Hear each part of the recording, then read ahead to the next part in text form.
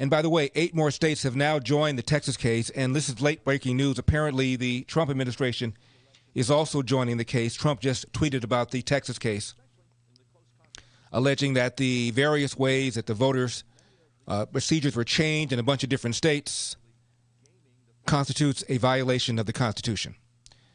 Louisiana, Arkansas, Alabama, Florida, Kentucky, Mississippi, South Carolina, South Dakota have all now announced that they are joining this Texas lawsuit. Again, whether or not the Supreme Court hears this case, we just don't know. Now, yesterday I talked about the rabid way people on the left are reacting to President Trump's refusal to concede the election to Joe Biden. Of course, their reaction does not pass the foot on the shoe on the other foot test. If the Democrat candidate Joe Biden was leading Michigan, Pennsylvania, Arizona on the night of the election, only to wake up he's losing, there were hundreds of affidavits, not 5 or 10, hundreds of signed affidavits at penalty of perjury showing poll watchers and others observing shenanigans, irregularities, if not outright fraud. There's a video showing poll workers, after poll watchers have left, pulling suitcases from beneath a desk and then counting them. There was a change in procedure in a state like Pennsylvania arbitrarily. You're telling me the Democrats would be saying, well, you know, these kinds of things happen. There's no evidence of any kind of widespread voter fraud, so we're just going to let it go and let Donald Trump win the election. Are you kidding me? There'd be blood in the streets. The reaction that the Republicans have given so far to this election would be tame compared to the reaction the Democrats would be giving if the shoe were on the other foot, and you know it. And you know it. I talked yesterday about the fact that 78%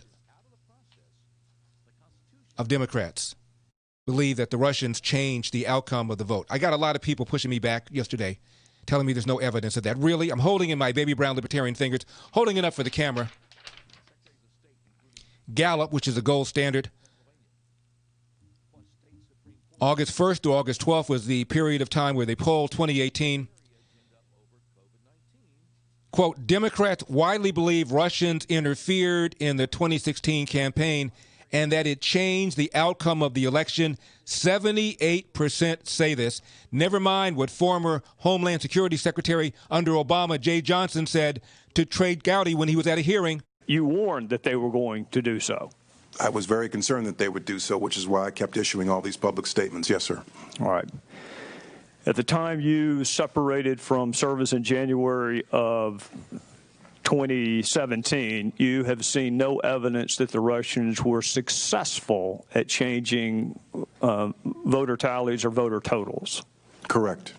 So you have the Obama Secretary of Homeland Security saying no evidence at all that the Russians changed the outcome of the election. 78% of Democrats, 78% of Democrats to this day believe that the Russians did. And you want to say Donald Trump is delusional? Now let's talk about Bush lied, people died.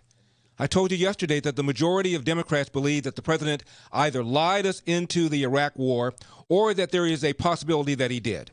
75% believe that the president either lied us into the war or that he misled on the intel. Now, I told you about the Rob Silberman Commission that was convened by George W. Bush, bipartisan. Rob is the former governor of Virginia, and Judge Silberman, a district court, a federal judge, took time off the bench to be co-chair of the commission. And after a reporter named Ron Fournier publicly said twice, former Washington, D.C. bureau chief of the Associated Press, not some rummy, an important guy, publicly said, quote, George W. Bush lied us into the Iraq war. Silberman wrote an op-ed piece. Washington Post, headline, The Dangerous Lie That Bush Lied. And it didn't matter. Democrats still believe Bush lied. It doesn't matter. And Donald Trump is delusional? Quote, in recent weeks, I've heard former AP reporter Ron Fournier twice asserting, quite offhandedly, that President George W. Bush, quote, lied us into the war in Iraq, end of quote. I find this shocking.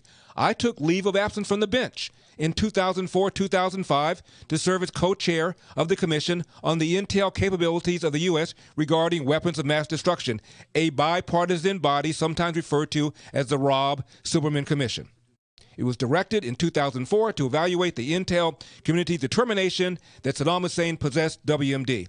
I am therefore keenly aware of both the intelligence provided to President Bush and his reliance on that intel as his primary cause. It is astonishing to see Bush-lied allegation evolve from an anti-war slogan to a journalistic fact.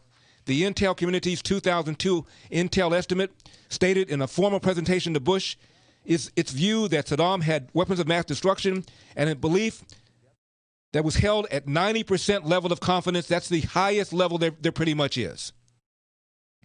He points out that the CIA director, George Tenet, who served under Bill Clinton, George W. Bush's predecessor, told them both the same thing, that the proposition that Iraq possessed WMD was, quote, a slam dunk, end of quote.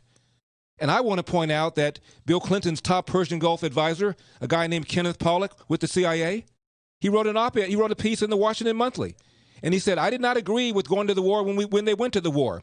But as far as the intel is concerned, there's no question that George W. Bush operated under the same intel that we operated under. In fact, I stood up when I heard from all of the agencies, all of which said that Saddam Hussein had WMD. I said, does anybody dissent from this proposition? No. Body dissented. Still, you have somebody like Ron Fournier, wrote Silberman, publicly saying George W. Bush lied us into the war. And Democrats still believe it. And you have the gall to call Donald Trump delusional when there's far more evidence of shenanigans, if not fraud, than there ever was of George W. Bush lying. I'm Larry Elder.